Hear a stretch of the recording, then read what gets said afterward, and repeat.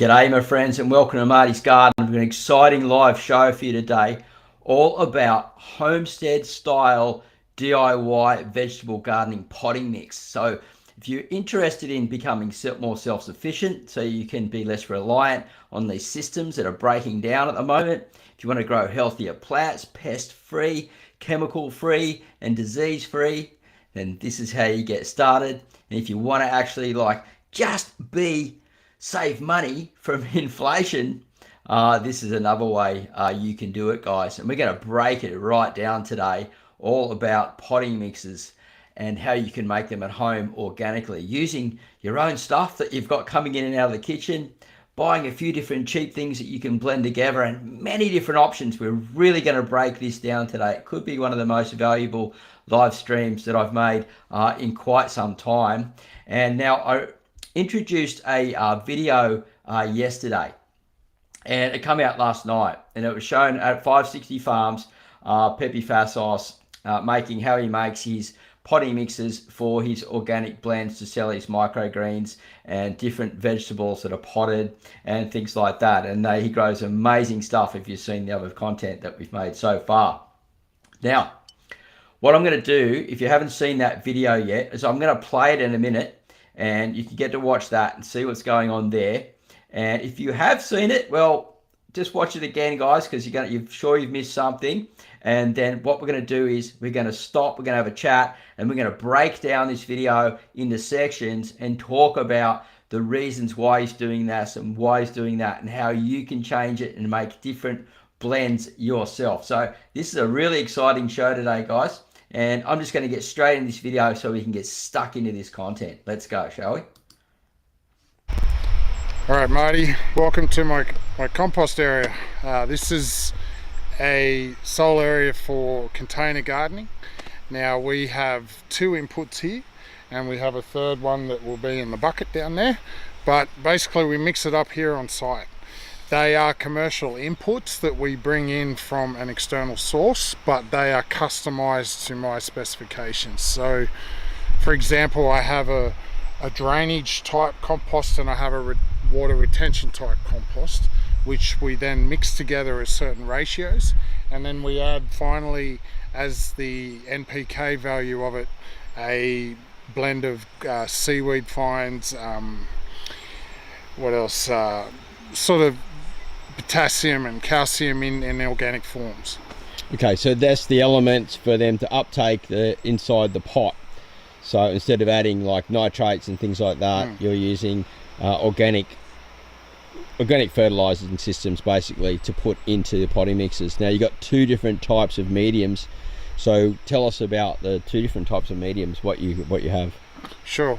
The medium here on my right, or maybe your left, is a composted bark material, and it also has an element that is an organic type of perlite. Now it's a wood shaving, and it's certified organic, but you know, conventional farming they use perlite. I use this fiber. That's the best way I can put it. It's a fiber. We can go up close and have a look at it.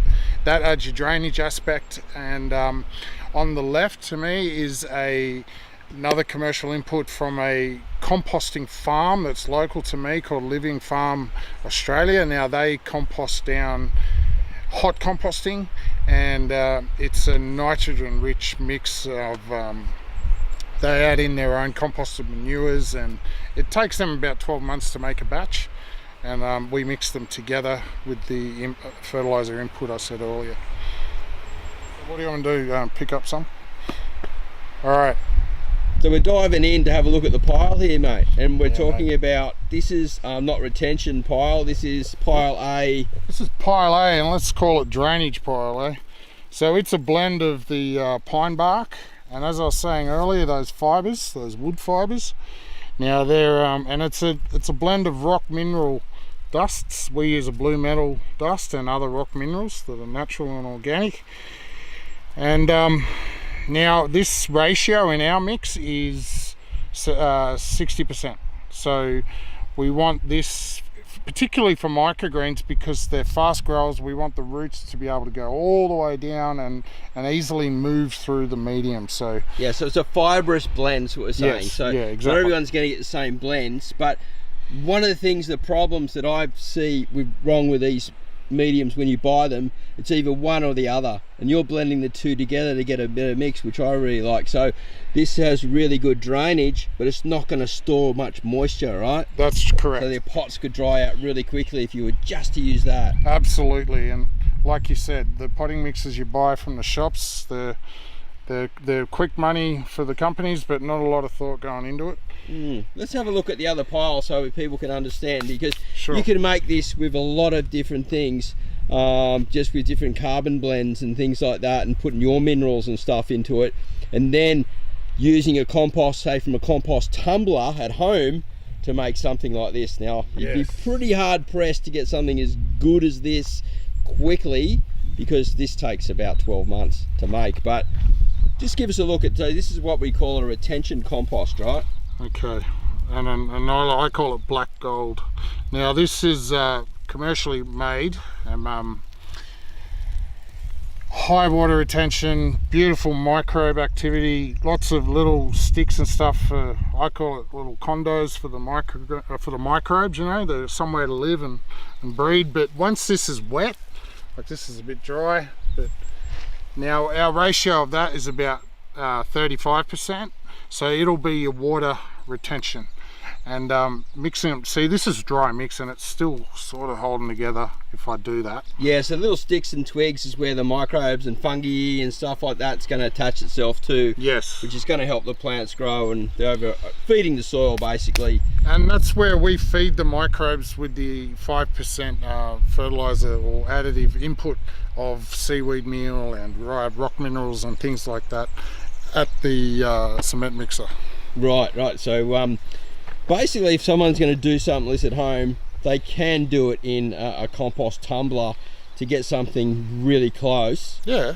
By maybe just throwing in all their veggie scraps, all their everything, and just making sure no weed seeds and things come up, I guess. Absolutely, you can do it at home. Like, we're a commercial farm, so you don't have to imagine a pile like this. But if you're doing some small container gardens or some raised beds, just keep it going, you know. Yeah, so if they're doing two blends, a retention blend, and what's the other blend? Drainage. And drainage. Mix them together. Mix them together, and you know, you don't want too much retention, you don't want too much drainage. But for me, to grow microgreens, it's a 60-40 type blend.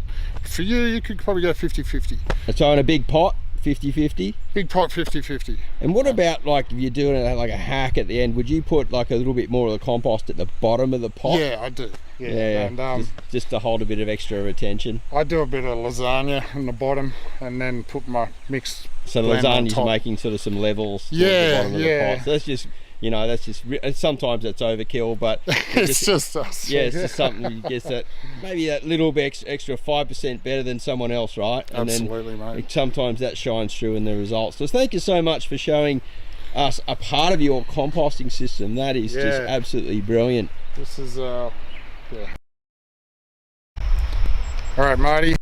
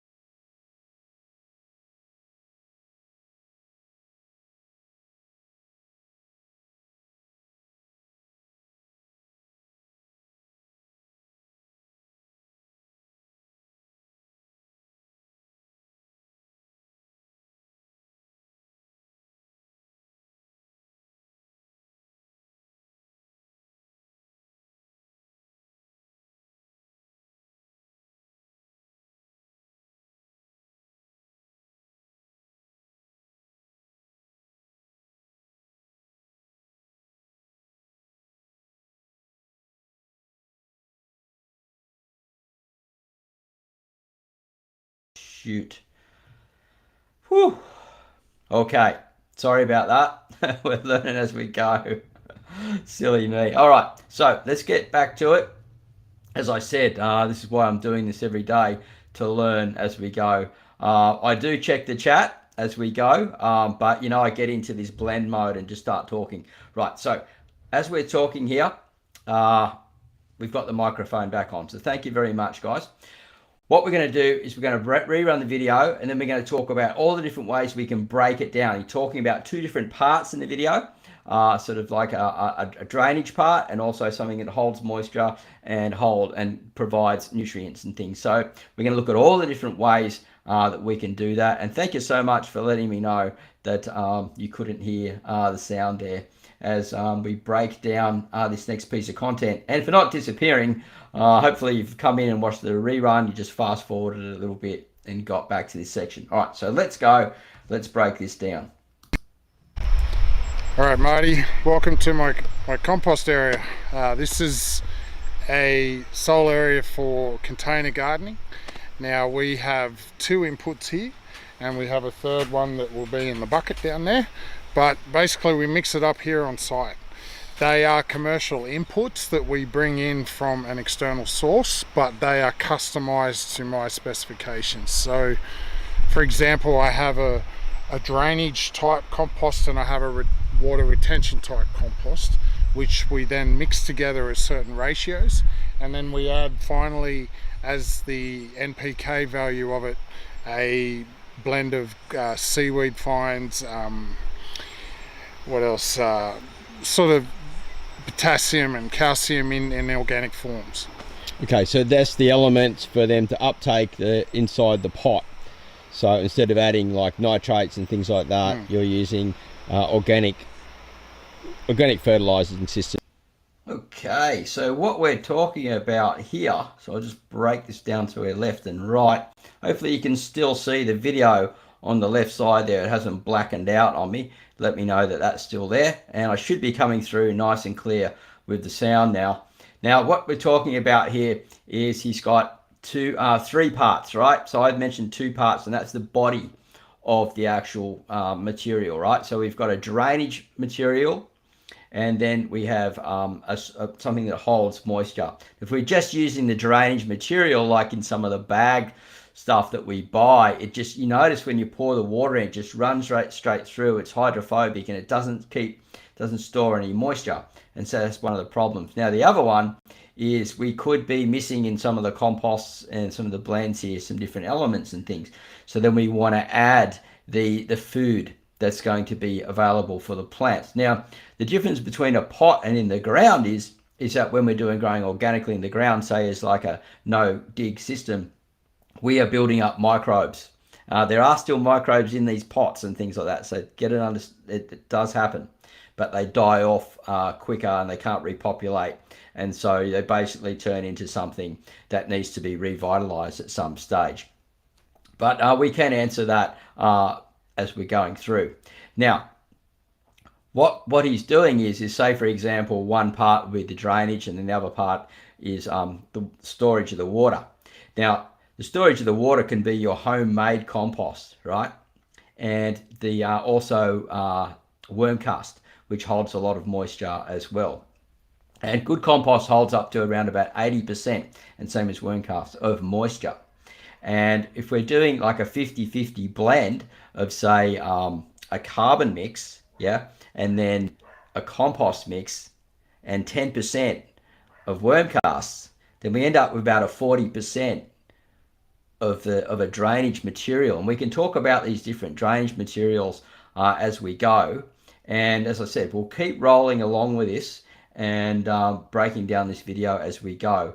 And then I'll stop in a little bit and we'll go through the questions again. Sorry about the microphone issue.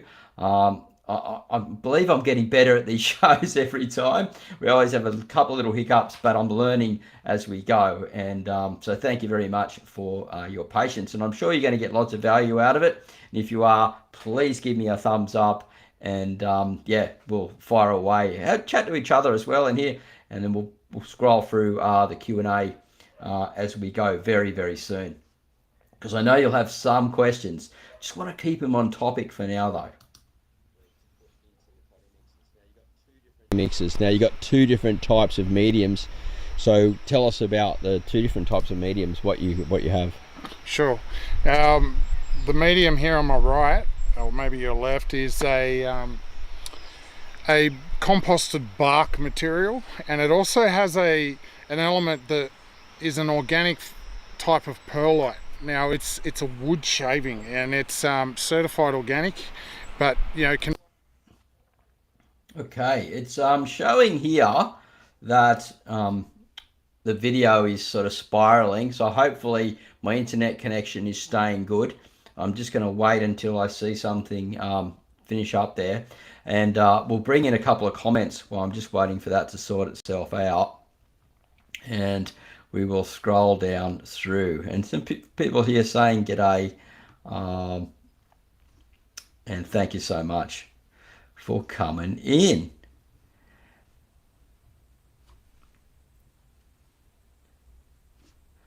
And keep the comments. I'm only going to go with relevant comments about composting. Anything sort of not relevant for now will be answered later on as we go through. And okay, this one here. So A is like cocoa coir and B is like compost. Yes, we could say that, but cocoa coir does hold a lot of moisture, right? In the beginning stages before it starts breaking down. So generally that's why they have, like in the mix, you have cocoa coir, compost and vermiculite. And vermiculite is the one that sort of opens it all up and creates that drainage. Now vermiculite is just a blown rock from a volcano. It's still organic, so you're still making an organic mix doing it like that. Now let me know if that video for some reason is not playing, it's spinning on its dial here, and hopefully we're all coming through nice, and everything's working well with the internet here. And I'm just scrolling through where it says there's no sound, muted, missed it. I wish I could lip read. Sorry about that. We did get it plugged in, and people watching this back are going to think he's lost his brain. I don't know about that one. No sound, mate. Not checking the chat. I was checking the chat. G'day, Pepe. Can't check the chat and speak at the same time. What we generally have is, in big productions, have producers, right? Producer will sit in the background, go bang, there's no sound. Turn the sound up and down, fix light, fix volume, make sure videos are running. I'm doing everything. I'm producing, I'm sound, script writing, production, answering questions. I'm doing all the background stuff that everyone does, and hopefully we will get a team in at some stage to help with that. And then other YouTubers and things, I can mentor them with their channel, bring them on into there and help them promote their channels. And also I want to do that is start bringing in other guests, not just YouTubers but other guests as well, onto this channel, and even produce some content for it to help they get their name out as well. Right, so we're just going through here. You should be able to hear everything. It's okay, Cheryl, don't worry about that. I saw your comment there, all good. This one here, is that like a cocoa coir? So just think cocoa coir is more for storing moisture and creating volume. It doesn't have a lot of nutrient in it. So it's something that we will be talking about definitely as we go through into here. Now it says there's only so much space for the poor microbes. Yeah, well, we're not looking so much at full-on microbial life in potting mixes as much. As we're putting water into it, the plants then uptake the nutrient. And so there's some microbiology, and then there's some nutrient as well that we're going to be talking about, which is the third element that Pepe talked about there. So good morning, Pepe. Good to see you here. I've never seen anything like this here. Maybe it's a bit different because I'm in the UK. Okay, so we're going to be talking about all the different options that you can do. Hopefully everything's coming through okay here, and we can hear it. Let's keep rolling the video. And it's scrolling in front of me, so I'm just praying that it's working. fibre. That's the best way I can put it. It's a fibre. We can go up close and have a look at it.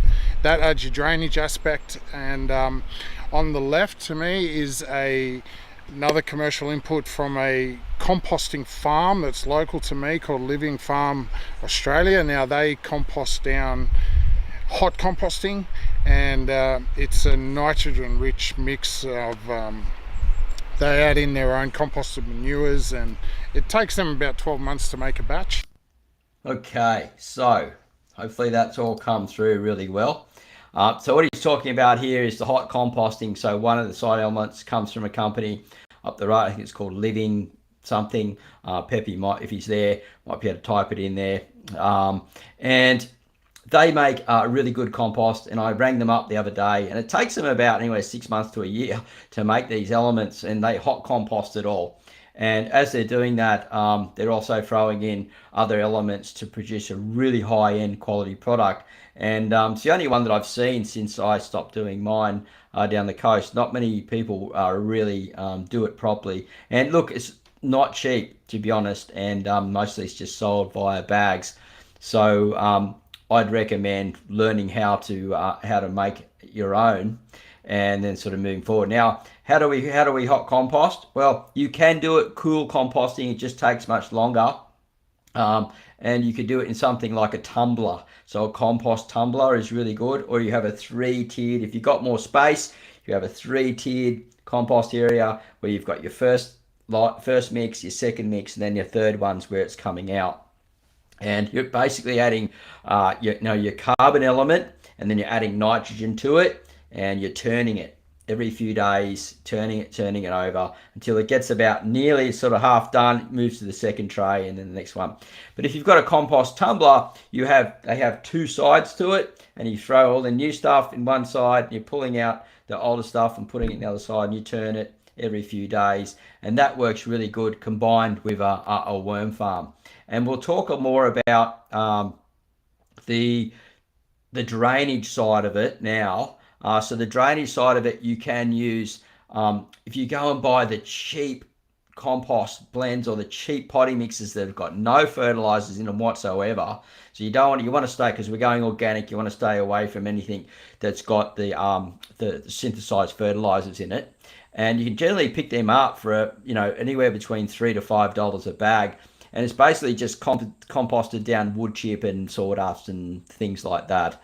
Look, it's not the best way to go, but it is a very good option. And you can actually put that in one side of your tumbler as well, and you can be turning it. So you can just go and buy 3 or 4 bags. It works out very cheaply, and turn it. So we're going to get deeper sort of into this as we go. Let's pull up more of this video. With the fertilizer input I said earlier. So what do you want to do? Pick up some? Alright. So we're diving in to have a look at the pile here, mate. And we're talking about, this is not retention pile, this is pile A. This is pile A, and let's call it drainage pile A. So it's a blend of the pine bark, and as I was saying earlier, those fibres, those wood fibres. Now they're, and it's a blend of rock mineral dusts. We use a blue metal dust and other rock minerals that are natural and organic. And now this ratio in our mix is 60%.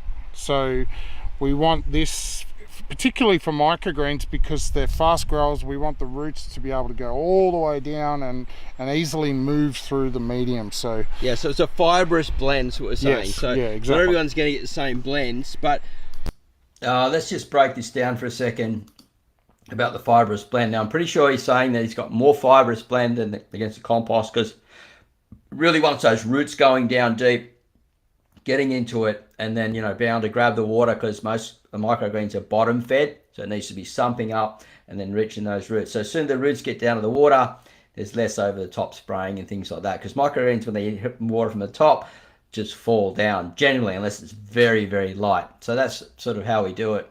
So that's one reason why. So if you're growing a seedling mix, you want to be going more on the drainage side of things, and then less compost. And I do teach that actually in the Worm Wranglers members area, I'm just going to move this computer a little bit just so I can get more light onto my face. There we go.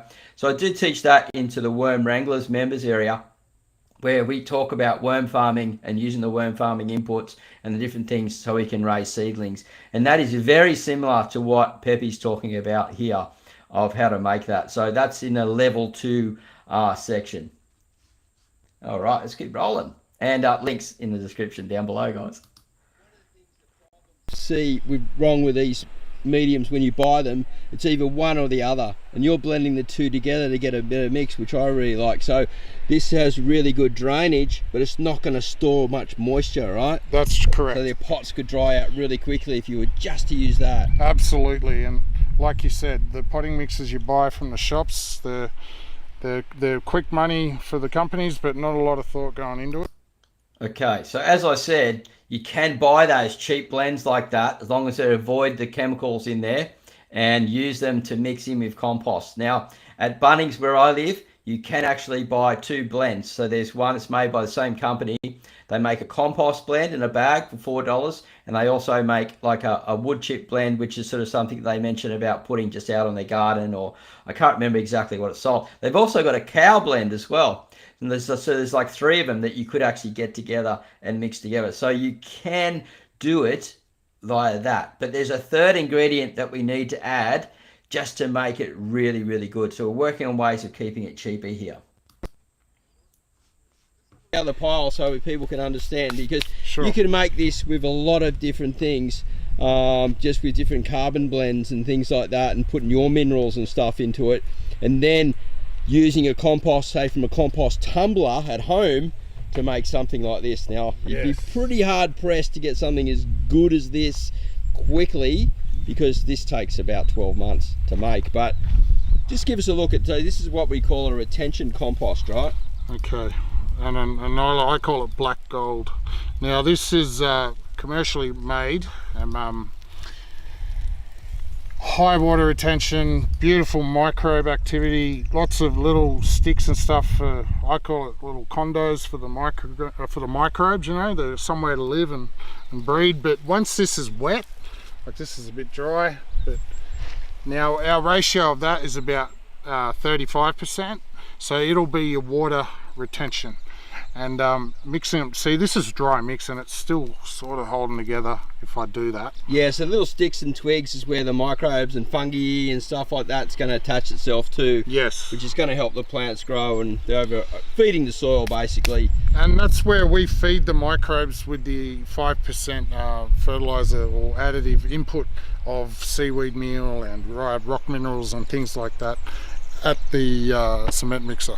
Right. So basically, if someone's going to do something like this at home, they can do it in a compost tumbler to get something really close. Yeah. By maybe just throwing in all their veggie scraps, all their everything, and just making sure no weed seeds and things come up, I guess. Absolutely. You can do it at home. Like, we're a commercial farm, so you don't have to imagine a pile like this. But if you're doing some small container gardens or some raised beds, just keep it going, you know. Yeah, so if they're doing 2 blends, a retention blend, and what's the other blend? Drainage. And drainage. Mix them together. Mix them together, and you know, you don't want too much retention, you don't want too much drainage, but for me, to grow microgreens, it's a 60-40 type blend.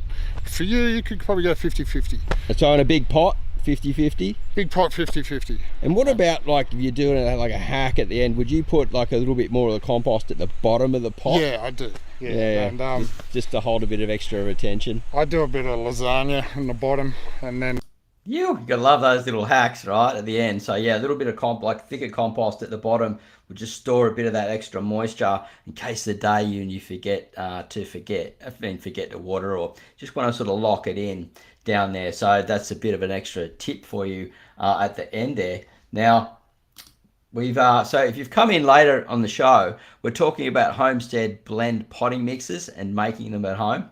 And we've been showing my good friend Pepe Fassos from 560 Farms, and we went out there and filmed, and I put that out last night, that video, and had quite a lot of comments about it, of people wanting to learn how to make their own composted potting mix at home. So I've been discussing different ways that you can do it already, and so what we're going to do now is we're going to go through some of the comments so I don't miss these, and then we're going to look at the third ingredient. So we want to add our elements such as our NPKs, but in organic mixes to make really good high-end potting mix, save your money, become more self-sufficient, break out of that system, man, because I tell you what, inflation's killing us, and at the same time you get to grow healthier plants, pest-free, disease-free, as we're doing this, because healthy plants don't get attacked by pests and disease as much. They attack unhealthy plants, which is generally grown in these crappy potting mixes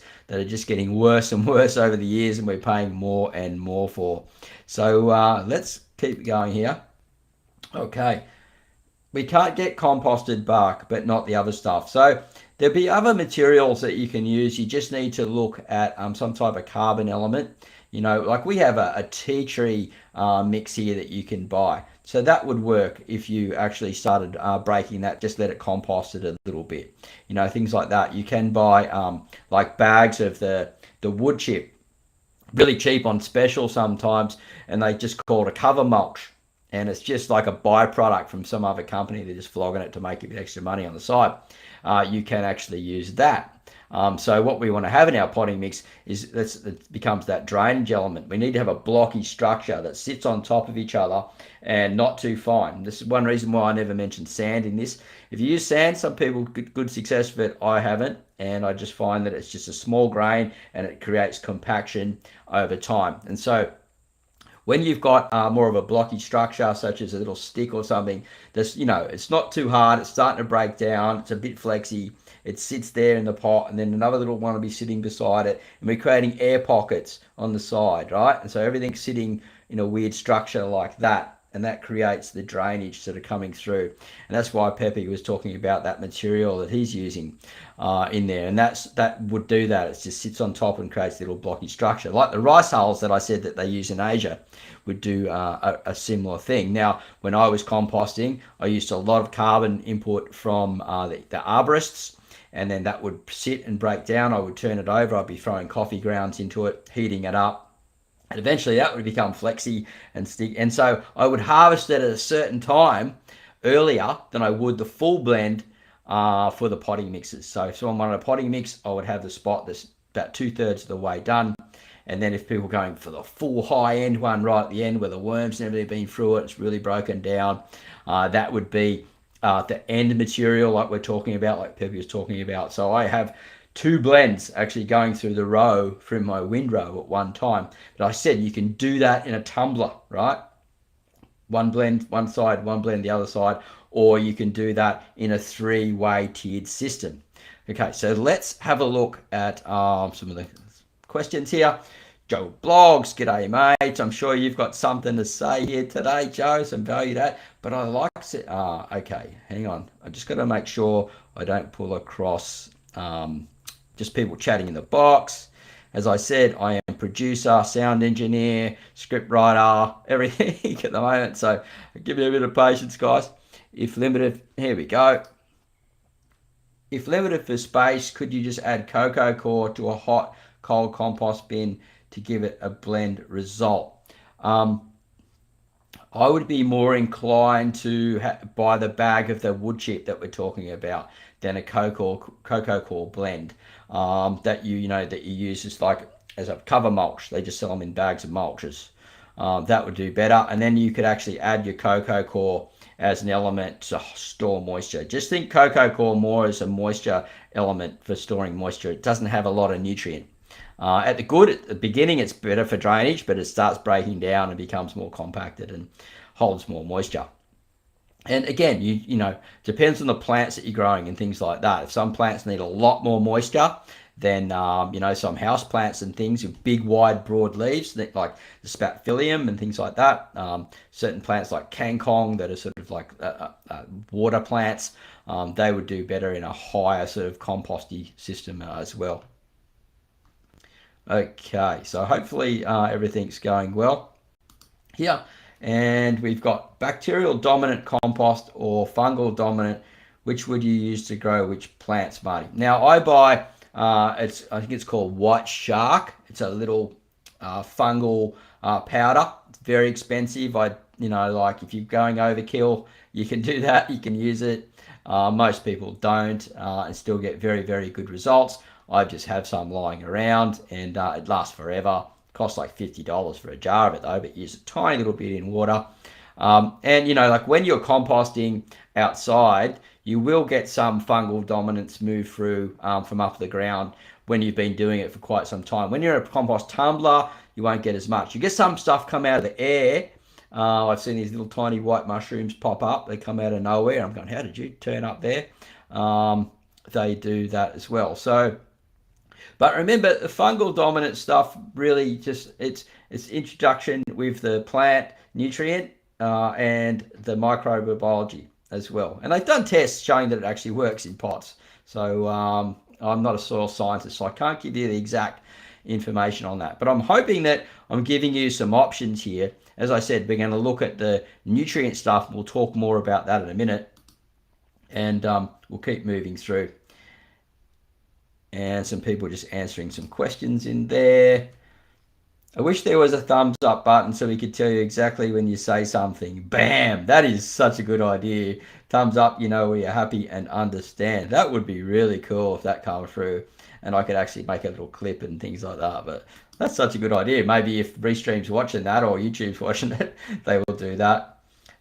Seems like it's all playing again. And that company is called Living Farm Australia, which is in the Northern Rivers area. And they sell it at Mullumbimby and around Byron Bay and those places.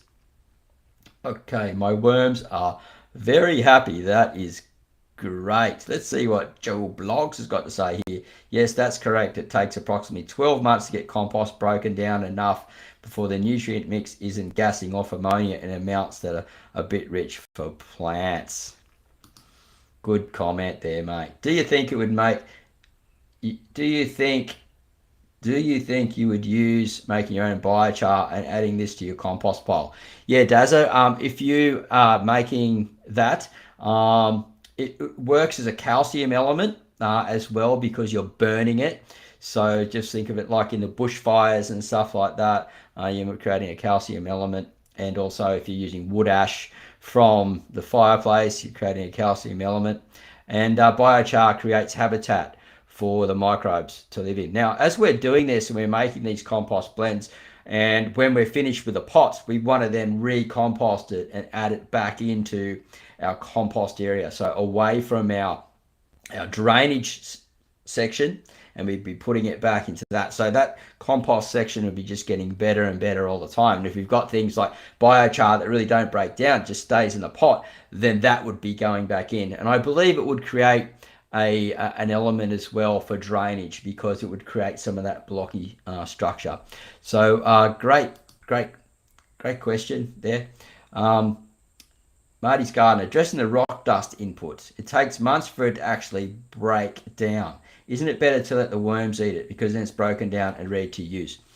Very good question, KP. Now, there is a rock mineral that we use, and me and Peppy were talking about the other day. We couldn't remember what it was. It's basalt, right? It's the main ingredient that comes out of the volcano, and it's the main ingredient that's in rock dust. And they sell it around here because we've got so much of it, just as a to mix in a concrete and all that type of stuff. So crusher dust, they call it. Now, crusher dust is available on all different types of minerals, but basalt is the main one around here. It's very high in iron and many different types of minerals, and it breaks down into the red soil, the deep red soils that you see the avocados and the macadamias and everything growing around here in the beautiful farms. Now, getting into what you're saying here is the worms actually, now I've had people where they've gone, I've said, feed them the compost, feed these to the compost worms, they'll eat it. And then people think it's food, and they go, it's not disappearing. It's not disappearing. It's still there. Why is it still there? I'm going, because it's a rock mineral, and it takes ages, and they only grab little bits of it as they need it, you know, and it's not really going through the system quickly. But we're thinking of it long term. So we're putting it into our compost blends, right? Then we're actually, when our pots are finished, we're putting it back into the system, right? We're putting it back into the compost. So then it's broken down even further. And over the years, these compost blends that we're doing is getting better and better, because as we're putting more inputs, we're building up more minerals that are staying in the system. We're also growing plants in it that are getting composted again, that are building up the minerals as well and going back into the system. Then we're using those plants to feed our worms, and they got the minerals in it. And then we're putting it back down, and all that. And if we're putting it into the soil, then it's actually building up the microbiology and putting those minerals. Now, in the soil, it's a little bit different, because the biology actually, if it's some of those minerals are lost, actually starts building it. They get it in their little bodies and invertebrates and things like that, and starts building it up. So this, it just gets better and better as you go down. So yeah, put a little bit in your worm farm. I recommend eggshell as a way to go, but you can start introducing it slowly into your composting systems. And the best one here, the cheapest way to go, is just basalt, the crusher dust, because that's basically what it is. And you just throw it out on the lawn. You can pull a weed up and put it over the top of the weed and cover it over so the weed doesn't grow back. More weeds don't go, it breaks down into subsoil. You're feeding the soil minerals.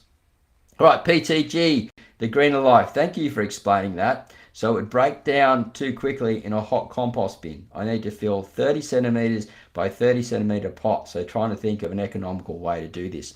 As I mentioned further down in the video, I would buy, like, if you just small space and you want to get started quickly, buy a bag of that wood chip that they use as the cheap one as a mulch, and then go and buy, if they got a bag of the cow manure there, grab that as well, and then grab a bag of like the really cheap compost that they have too. And there's one in Bunnings that's sold, and I use it. It's very good quality, and I'd just be aware of sometimes, you know, looking at these sawdust ones, could be some nasty things in it. So we just got to be a little bit careful. It might take us the time to buy it once or twice and sort of have a look at it, because I do recommend sometimes stay away from sawdust if we can, because there's no one checking it to see what quality is, if there's any nasties in it. But we'll just go through a couple more questions, and then we'll move into the inputs and make sure I've got these. If I've missed any questions, please excuse me. Like I said, I'm producer, script writer, sound engineer, video editor, the whole lot here today. And hopefully we'll build a bit of a team in time, and we'll get other people to come in and help a little bit there. Good point, rock dust. We recompost the used pot medium. The recomposted material has a slow release mineral element if the rock dust is there. Closed loop system eventually. And that's, yeah, awesome comment there, Peppy. And that's what I was talking about, is we're just putting it back through the system. It's breaking down slowly. It's getting better and better. That means our growth of our plants are getting better and better. Everything around us in these closed loop soup systems should be improving over time. And it's a bit like developing a fine wine. We're thinking about, see, this is where the biodynamic side of things really got me thinking maybe about, oh, geez, the best farm I ever went to was when I was studying organics at college at Lismore TAFE. And we went to a biodynamic avocado farm, and I'd never seen plants grow like it. And that was the day, the year around about year 2000, where it all just clicked. It just went bang. This is how it's done. You need to understand biology. And I remember just walking around, and my teacher said, oh, this guy's a bit of a tripper. He believes in like fairies and all this stuff. I'm like, mate, he believes in microbes. He believes in soil life, and he understands that these things created. And guess what? This guy, he ended up overseeing all the farms in the local area because he just got so good at it, yeah? And it talked a lot about oxygen. Oxygen is very important, and that's why we're talking about we need to have these things draining. We need oxygen for soil life, and we need oxygen for everything to stay alive, and for the roots and everything to perform well in the pots as well. Okay, yes, Dazza. Biochar is a very good way to get a lot of more microbial life inputted. Best wash the biochar in its own with rainwater until water clears, then throw it in compost and spent manures. Excellent stuff there, mate. As I was saying before, when you come through into the show, the value that comes out of here from the questions that people are asking, because you think, I didn't think of that, I should have asked that, why didn't I know that? And also the input coming in from other people that have just got so much knowledge in here, sharing it in the community. This place is getting more and more valuable all the time. So I highly recommend that you come back. We're running every day this week at 9:30 a.m. No show Saturday or Sunday, but 9:30 a.m. Sydney, Australia time. All right, one more comment, and then we're going to look at these inputs. I have 10 new low raised beds, 6 inches, and I'm changing from grow bags. The grow bags have pure compost from the shop, but I'm finding they're very dense. They're either dusty or heavy. Now the dust will be from, like, it could be from the wood from the sawdust. Who knows? So I would be, I'd be looking more at what I've been talking about and getting these blends together, because it's a little bit hard for me to understand without seeing it. But the density would be, sounds like it mightn't be broken down properly. There's sections in there blending it together, and there's some stuff that's not broken down. Then some other stuff broken down. So if it's really cheap, you might want to get it and just compost it further down. That could be an idea. And so we'll talk about these inputs now, and then we will start bringing across more questions and things as we're rolling along. Now I've got some down beside me here, so I'm just going to pull them up a little bit of distance away, but I'll grab them and we can talk about it. And then I'll go to this website that shows some really good inputs. Okay, Coco Core. This comes in a large block. This company, now I'm not sponsored by this company in any way or anything like that. This is just a potting mix one. What does it say? 65 litres. So it's a large wheelbarrow full. And so this is what I'm using to just store moisture in my pot. I'm using this so my stuff goes further. I always have a lot of worm casts. So, my worm cast is sort of 10% blend. And then this would be around about 30%, 25 to 30% in my potting mix generally. And then, I have the compost and things like that sort of going through it. But we'll talk about that further along the line. It really depends on what you want to produce. Like Pepe said, for the microgreens, he wants a drainage, but he's got to have that stuff in there as well to hold the moisture. So, and these ones you've got to wash really well. It's got some salt in it stuff. I don't recommend this one for worm farms, but okay for potting mix. And just wash it really good. And as you use it in the potting mix and you wash it a few times in the pots, the salt that's in there from around the coconut farms and stuff eventually washes out. It's not too bad. And it's $10 for a big, so it cost me $10. Whoop, dropped it on the ground there, which fills a whole wheelbarrow, 65 litres. Now, I've got some other things here. I'll just grab them down here. Oh, hang on. Don't go anywhere, guys. Don't disappear. I just don't want to spill stuff on my floor. As I said, I am producer. Keep whinging like that because I want to get some help. But we do the best we can. All right, so here is like a cheap potting mix. And it's basically just a carbon blend. And I'm pretty sure it's just sugarcane broken down. And you can see there's some, look, if I put this one across here without making a mess, spilling anything. So if we look in there, you can see some sticks and twigs and different things. Really good drainage. So that would be, let's call that A. So we'll call that A for drainage, and B will be for water storage. So there's little blocky structure. It won't hold a lot of moisture, but it will drain very well, and it'll create habitat for the microbes and things and the fungi to live on if we were going in that way. And also, so good stuff. That is one of the ones. Now, the other one we got here is some worm castings, which I use around about 10%. Got a pot here. It's a bit hard to see because it's black. So, but this stuff holds around about 80% moisture. Slow release for around about 6 months.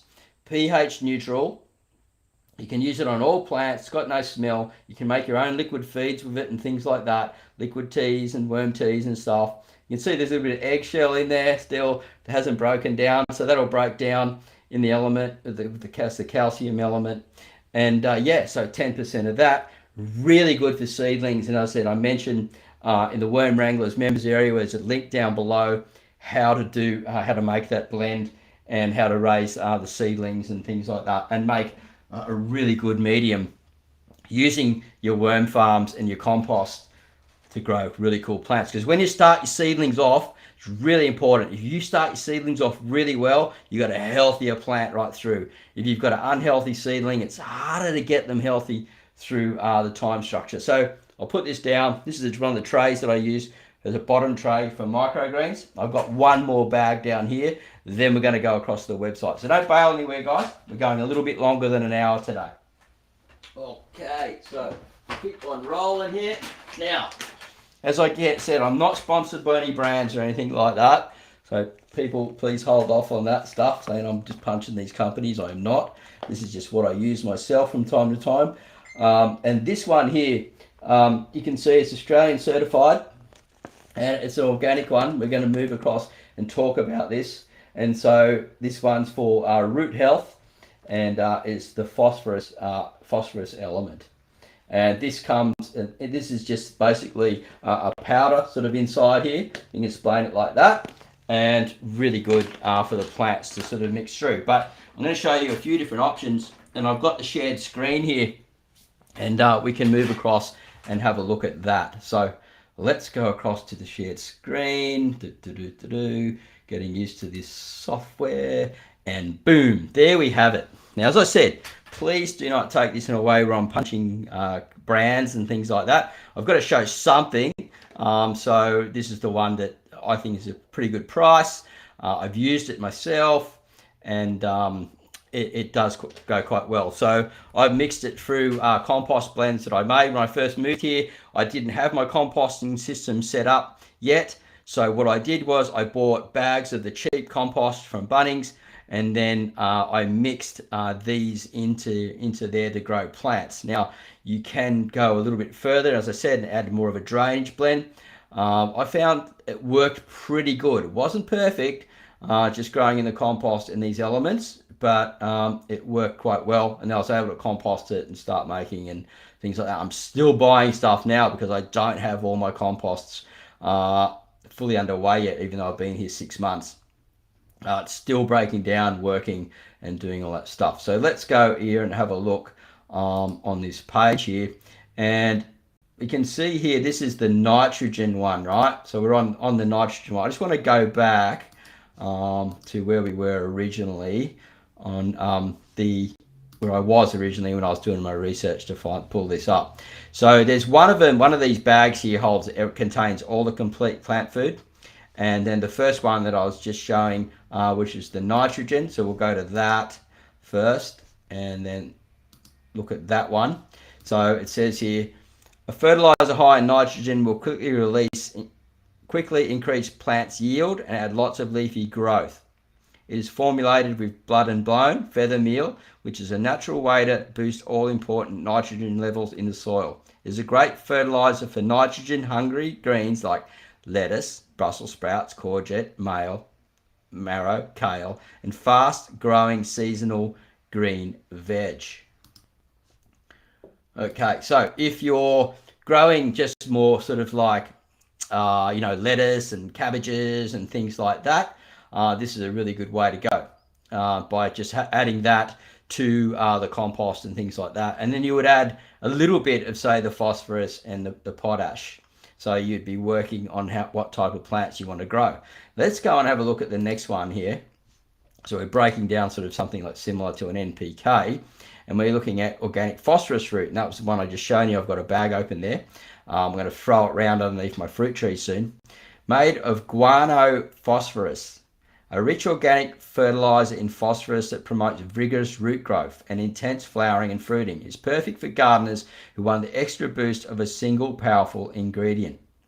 So you can see there what I read out, what the phosphorus does, and this really does help. And when we're producing better root growth, it means that the plants can then seek out, it can move through the microbial biology and the fungi and things like that, and be much healthier. But this is something that you would add to your pot. So you can actually grab that and use it as a water. So you can put it into a water mix and put it in sort of as you go. You don't have to mix it into into the element, but into the potting mix. But you know, you can if you sort of want to get that right. Now we'll look at the next one, and we'll just go back,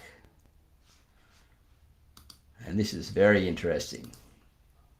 Okay, so organic potash fruit and flower booster, a fertilizer high in potassium that quickly boosts the growth of quality fruits and colorful flowers. It'll also make your plants stronger and help them resist fungal attack. Okay, so that's pretty straightforward.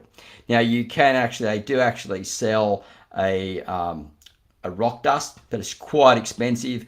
Yeah, you know, if you can afford it, go for it. It's not something that I think you totally need at the beginning. If you've got a very good compost, a lot of these elements are going to be here anyway, and we don't need to add a lot of this. So think about adding light instead of too much, right? Like underdo it, then overdo it. If you overdo it, especially with like the booster, like the one that we talked about, the nitrogen one, at first you're going to burn all the roots and things like that. So less is more. We want to work more on our compost of getting that down. But we do need these nutrients in here for the plant to be healthy, because it's you know, it's not in the ground and sort of like we're building soils and things like that where we add less and less of this over time. So we need to think about those elements. All right, let's get back to where we were.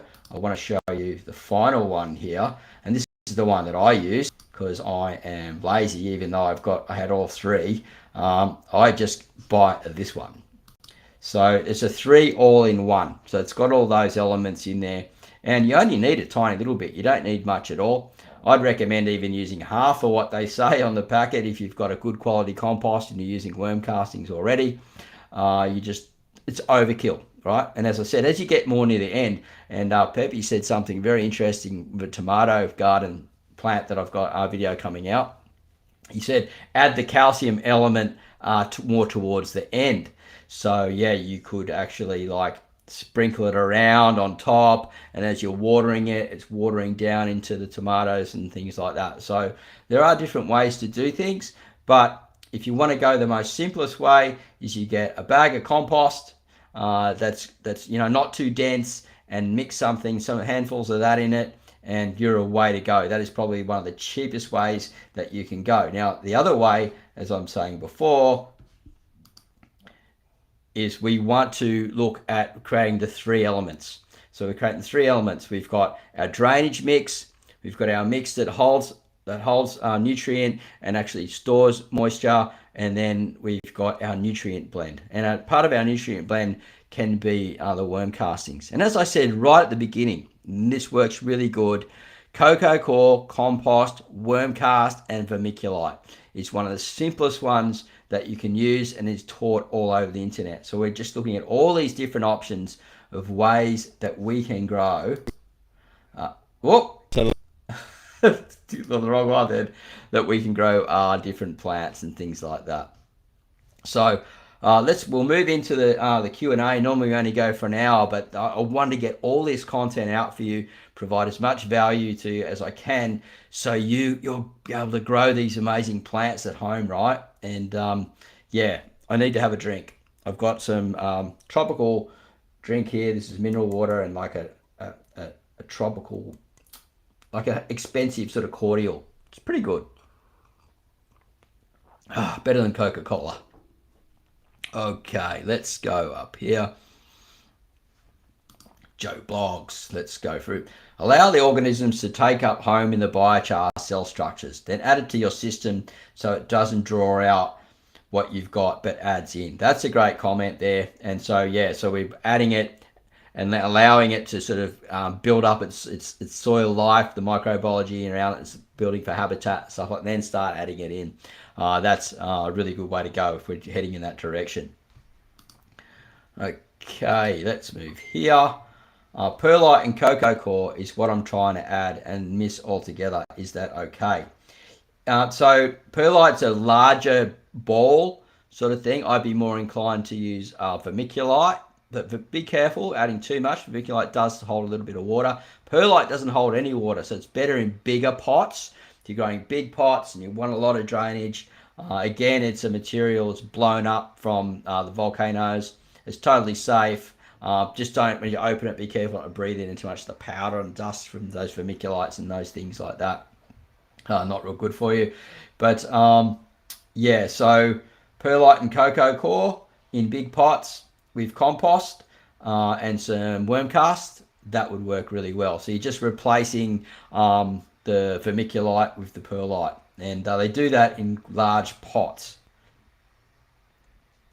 They got a question for Peppy here. He probably answered it down the line. Can you grow microgreens outdoors, or do you need a greenhouse? You can grow them outdoors. I am right now. They just don't like rain on top of them. That's all. It'll push them over. Only potential issues that perlite can travel over time to the top of the mixers. That's true, it can. That's why I'm not recommending it at the moment. I'm saying there's other ways to get around it and to create the drainage that we need. As I said, Peppy's using a fiber. In Asia, they use rice hull husks. You can use different carbon blends that are nearly broken down, which is little sticks and leaves and things like that. Some people make potting mixes just out of saving their leaves over the fall and then composting it down and then adding a light compost to that and a bit of worm cast. Some people do it that way, which is really good. Okay.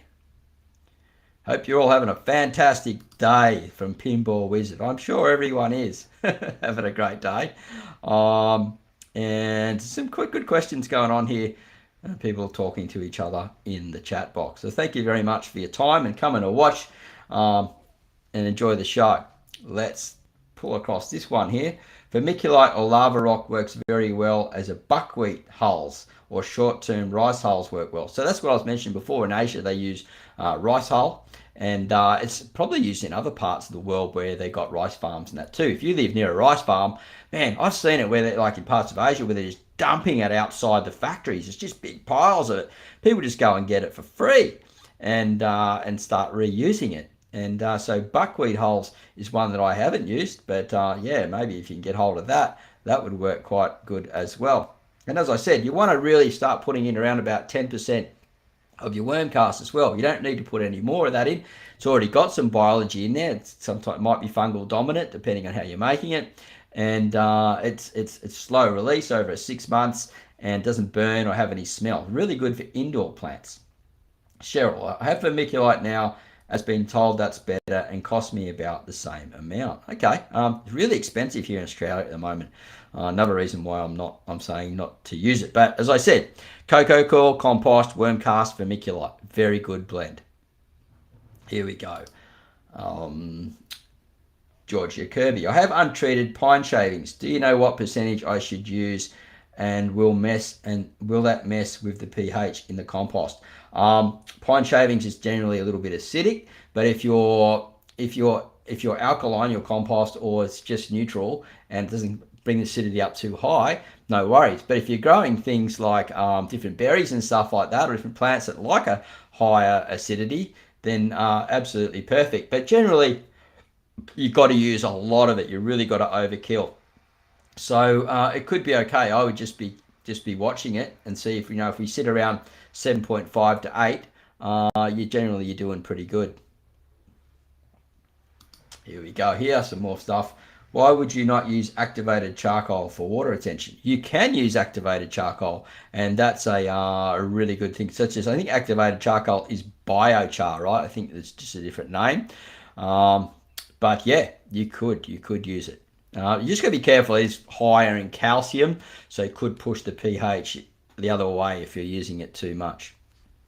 Can I use seagrass litter? I don't know the answer to that question, but I know that if you're doing this and then you're watering your potted plants later, it's a really good idea to have a liquid seaweed around to get the extra elements, minerals from out of the ocean, because all the land, all the elements are being washed into the ocean the whole time, getting saved in these seaweeds and stuff, and there's elements that we just don't have in the soils that you can just slowly introduce, and they'll end up in your systems, in your compost systems over time. Okay. There's some really good comments in here. I can't get through to everything, but we'll do the best we can. If you'd like to leave a super chat there, that would be very helpful to help the show grow. We've also got other ways you can support the channel down below by becoming a worm wrangler. There's also a buy me a coffee option there, the buy me a coffee thing, and then generally everything's under the price of a coffee. And there's also options to purchase my ebook, Starting a Worm Farm, A Beginner's Guide, on Amazon. If you can't get it for Amazon somehow, on my website, Marty's Garden, you can pick it up there. Okay, Pinball Wizard. For free fungal and bacterial boost for soil, go for a walk and take some forest floor humus. It's the black topsoil and it's full of broth. Good point. You could be careful putting it into your worm farms. You could introduce some things that could be, create problems. But into your composting systems, good idea. You're grabbing that sort of like, the stuff that's nearly half broken down, the humusy stuff. Top point. Let's go here. And I've done that before, actually. I've grabbed leaves off the side of the road where there's just big piles of it on the trees and just scraped that up in front of the back of the truck. That's how I started my compost business, believe it or not. I just sort of got to start somewhere off the side of the road. Crazy, right? Benny, part shade area will give you more tender microgreens that is juicy. Legginess is okay to a degree. By that point of time, you would harvest anyway. Optimum soil temp is 26%. Thank you so much for sharing that, Peppy. That's great stuff. Jojo Blogs, 100%. And we keep rolling through. Got some awesome comments in here. And some people having a good yarn in here. And thank you again, Peppy Fassos, for turning up and helping answer some questions in here. Good friend of mine from 560 Farms. We're going out there and going to be shooting more content. I've got more stuff coming out that I produced over the last few weeks. And yeah, some really good stuff coming out there. Now, if you've come in late and you've missed some of the content at the beginning, come back and watch the rerun. There is a little 30-second where I've messed up on the microphone, but then you just skip forward and watch how to make your own compost potting mix at home, homestead style. Save money, become more self-sufficient, and not reliant on the shops and everything around us. Grow healthier plants, healthier for us, better for the biodiversity. So many benefits of doing that. And if you can, start a worm farm too. Interesting to see if Mr. Fassos starts some. I know he's pretty dominant in Instagram.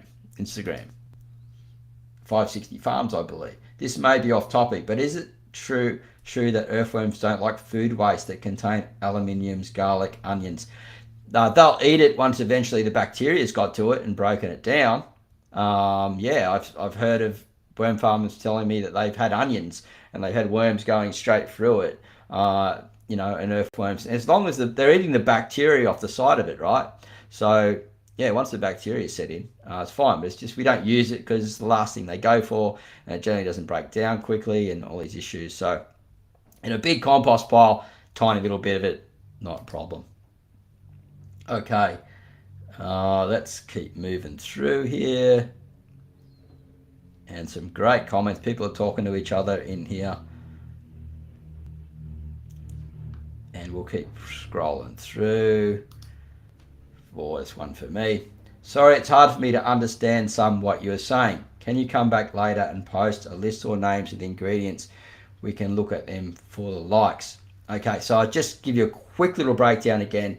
If you want to do it quickly, you get a bag of compost, cheap bag of compost, get a cheap bag of a wood element, say a nitrogen element, and break that down. If you've got two separate, you've got a tumbler, you put one on one side, one on the other side, and you're making the two different blends. And then you go through and you can add like your NPK element, such as I mentioned here, which I've shown here. This one is like an organic complete food by Rich Grow. There'll be other companies around doing this around the place, and you can blend that in. So that's the simplest way to do it. And if you want to go even simpler again, I said simplest, but simpler again, good bag of compost that's blocky in structure and it's broken down enough. It hasn't got dry bits and wet bits and things like that. And then add something like this complete organic food to it. And then water it with some type of seaweed solution. Sometimes you can get the seaweed solutions that have that actually have like a blood and bone mix in it, or a fish meal or something as well, which will help uptake quite quickly. Okay, so if not, just go back through, rewind. I don't have time to go back over it again. Sorry, KP. It's just we're doing the best we can here to get it out to you. Owain's Worm Farm. If it is added to other wastes, will put off the worms from eating anything, or they'll just ignore the alums until they are broken down. Yeah, that's right. They wait until it's broken down, or they've got nothing else to eat. It's a bit like the chickens. They're going, you give me that today? I don't want that. And then I go away and they eat it. In moderation, you can feed them anything organic, Emily. That's right. Let's keep moving through here. And as I said, if you want to add a super chat today, please feel free to do so. It's in the bottom of the comments box there, and every little bit helps. Now, we are streaming through into Facebook and Twitter. Forgot to mention that. So some people in here might be coming through from Facebook, and yeah, but they're still getting access to the chat, which is really good. And the people are in here chatting about what they're feeding their worms and things. And if anyone's got a mix that they'd like to add in here, just put it in the chat box of what they would think of each one to blend, such as I mentioned, cocoa core, compost, worm cast, and vermiculite. That's the simplest one to do, that is most done often. That is a simple one. I've been talking about many simple ones. And it says here that bag would be bone meal. So there'd be some in it. So the one I mentioned, I shown before, this one, that is like a complete one. So part of that would be bone meal in there, Cheryl. So if you're growing more leafy greens, you can just get a compost and just put some bone meal in, and that would be enough. You could, do like the mix I said, like cocoa core, compost, worm cast, vermiculite, and a bit of bone meal. That could be one that you can make quite easily. Now remember, if you've got more of a higher end sort of like wood chip sort of blend, then you won't need the vermiculite to break it, as long as the structure's blocky, and when you pour the water in, it drains through, not too fast, but it should drain through and come out the end, not take forever and then be compacted, right? And storing too much moisture, then the roots can't get through, the oxygen can't get through, and the plant can't take up anything because it just can't grow in a thing like that. We want to keep it nice and aerobic. Okay, let's bring across Owain's Worm Farm. If you do the Bokashi method first before giving it to worms, it should be fine, as the worms are nature's landscaping experts and will aerate whatever you feed them. Yeah, so true. I haven't done Bokashi before, but yeah, I know that people are using it, and then they're putting it into their composts and throwing it out in the garden and stuff. Most people use Bokashi. You've got very small spaces, I believe. Worms are the super gardener. Yes, they are. And there was a famous man who died. Just before he died, he said, you need to be looking at the compost worm. You need to be looking at the earthworm. Do you know who that is? If you do know who that is, let me know in the comments box down below. Very, very super famous. Okay, we're going to keep talking on topic here if we can. And we'll be looking at here. Those ingredients are for raised beds. If you're growing in the ground, it's best to soil test first. I need 0 potash due to natural potash in the ground. Yeah, so we're talking about potting mixes mostly for containers here today. So yeah, and the elements in the ground and stuff, depending on what type of soil you've got, is what you need to add or not add. And a lot of people talking about worm farming in here, which is really cool.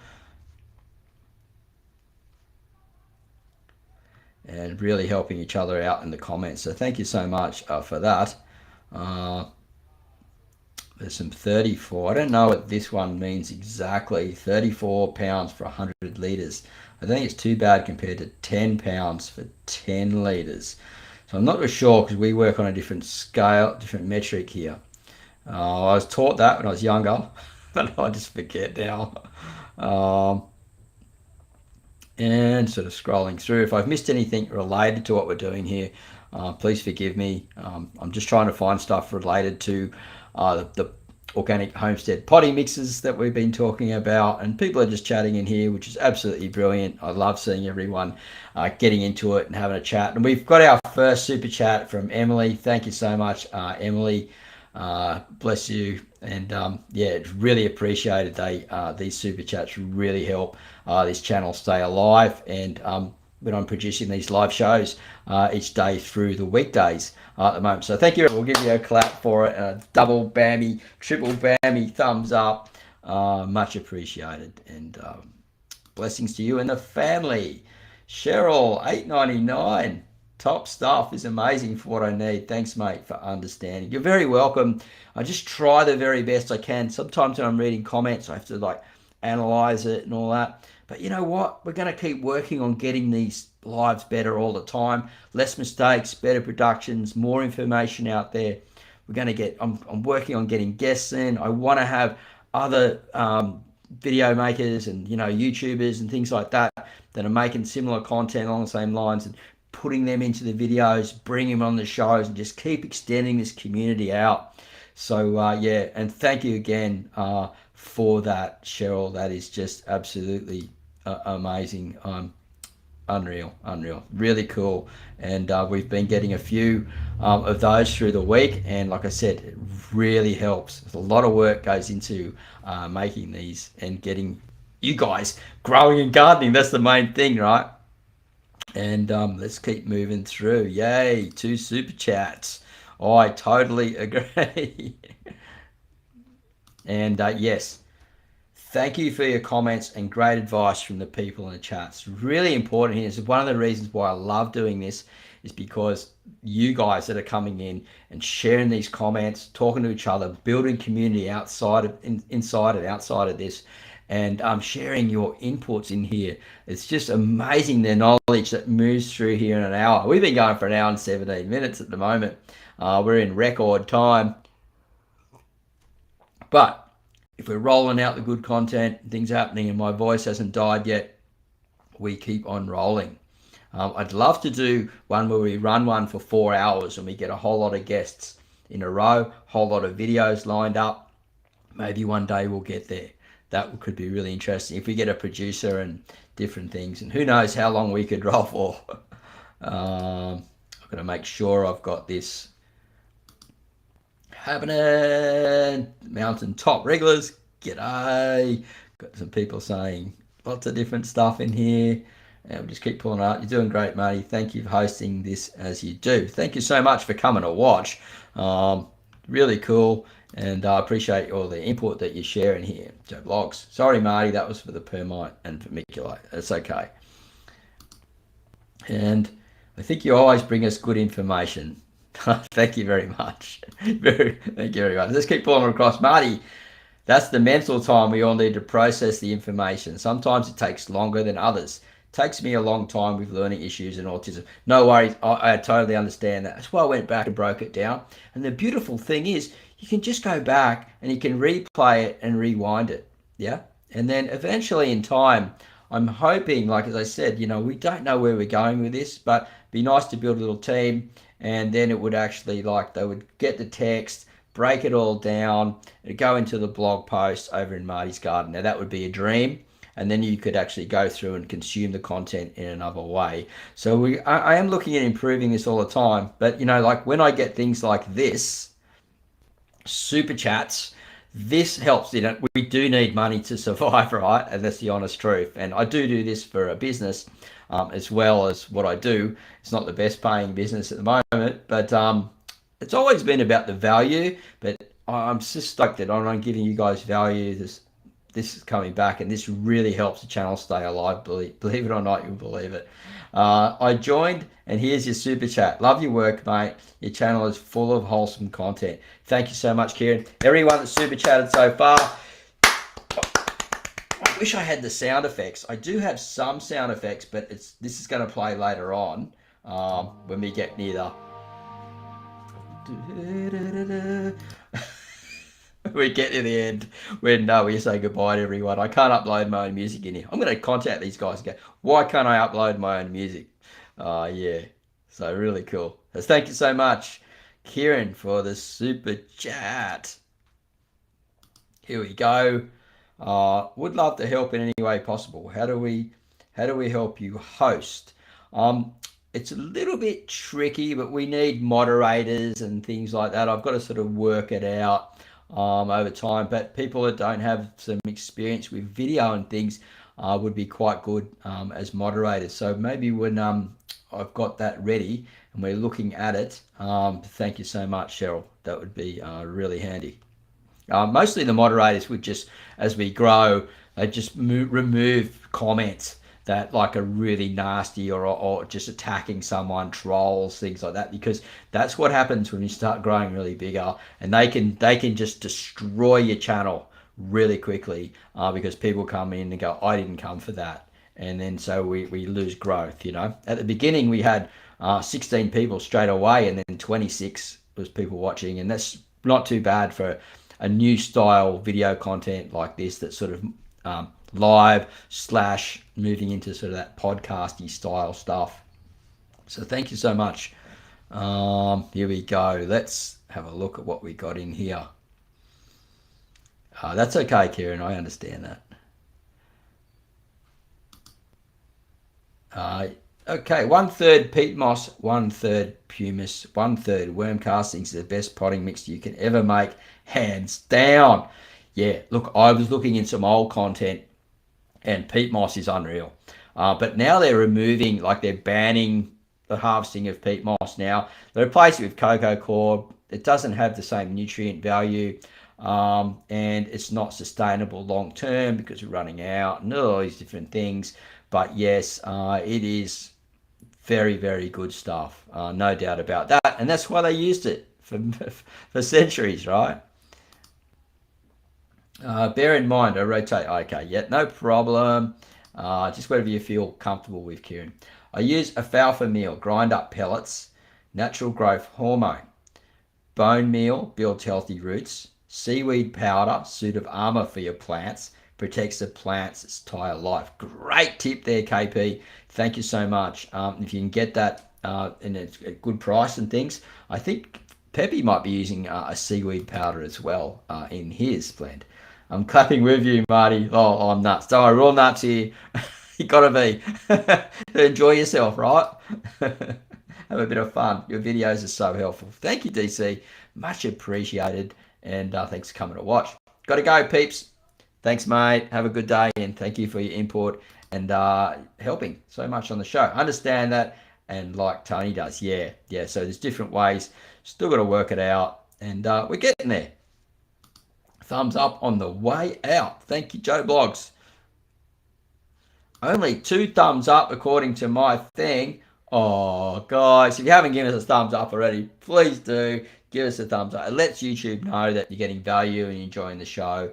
And look, if you're not enjoying the show, you don't have to thumbs up, but I'd really appreciate it if you are getting value and you're enjoying it. If you just got a couple of tips out of it, something you can take home, then great. Can't get peat in the UK, can only get cocoa coir. Yeah, look, as I said, they're cutting it out now. They're not using it anymore in certain places, and it's getting harder and harder to get all the time. And it says here, they're phasing out peat in the UK by 2024. Unless mine is out of time. Lol, I don't know without we're out of time. All right, so what we're going to do, guys, is I'm going to put this music on. Now, if you don't like the music, I don't know. I went through about 10 different songs, Christmas stuff, New Year's stuff, rap, hip-hop, all these different ones. And I thought, oh, this ain't too bad. So I'm going to put this music on, and what we're going to do is we're going to have a bit of time where we can actually, like, you just say goodbye to each other in the chat, who's making friends in here. Say goodbye to me, and I'll drag these comments across into here, and we just slowly head out. We've been going for 25 minutes longer than we normally would, and not sure about that music. I'm going to change it and put something on a bit more sort of chilled out. Let's see how this sounds. Dun, dun, dun, dun, dun. Silly, right? As I said, I'm a bit crazy too, Cheryl, but you gotta have fun, mate. We've been having good chats. So Yeah, to the river's the one. I want to get it uploaded in here. Got to find out how we can do that. I can't find it anywhere in this software where it should have it. Everyone else has it. We want to the river back. We want to the river back. Good night, everyone, or good morning. It's already Wednesday. Thank God. Oh, look at that. They've got a bit of funky stuff going on. Woo. I feel like I'm at a disco now. Who's dancing? Anyone dancing? I'd rather play to the river, but anyway, we've got to do what we can do, and it's been a lot of fun. Hopefully we can get some guests on. I know Pepe Fassos is coming on back soon again. Spoke to some other people about, we've got Chicken Tractor Man from down in the mid-north coast. He's coming on in a week or two. Spoke to some other YouTubers about getting on the show. Now I feel like DJ Marty. A lot of people are bailed now. We've still got 9 people here. People are saying goodbye to each other, and we'll keep moving it across. This is where I have fun near the end of the show. I need to relax, I calm down a bit, and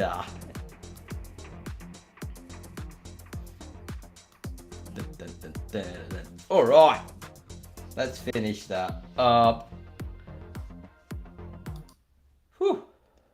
I don't know, I was getting a bit hot with that on. It's 11 o'clock now and the sun's beaming through the window behind here. It's getting quite warm outside. But look, it's been a fun show. Again, I apologise about the little mistake with the microphone at the beginning. But listen, if you want to support the channel, there's some links down below. And thank you so much for everyone with the super chat and stuff like that. We actually have been live streaming over into Facebook. So if you're into Facebook watching this as well, other than YouTube, thank you so much for watching over there. And if we're on Twitter and it's actually working and people are coming through, even better. I don't know. I haven't checked that to see if that's working.